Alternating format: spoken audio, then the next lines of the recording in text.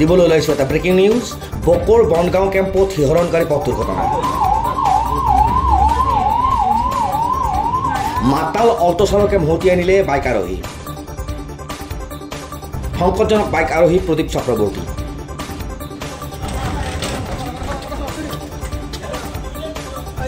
অতি সংকটজনক অৱস্থাত প্ৰদীপ চক্ৰৱৰ্তীক প্ৰাথমিক চিকিৎসাৰ অন্তত গুৱাহাটী চিকিৎসা মহাবিদ্যালয় হাস্পতাললৈ প্ৰেৰণ কৰা হৈছে।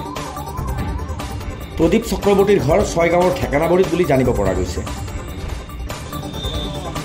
ঘটনাস্থলীত উপস্থিত হৈছে বকো আৰক্ষী।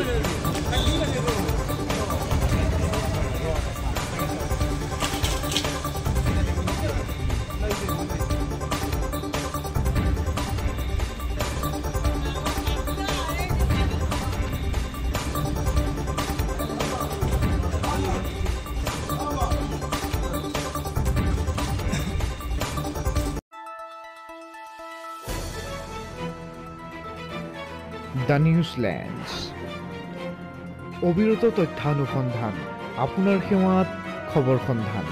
দ্য নিউজলেণ্ড।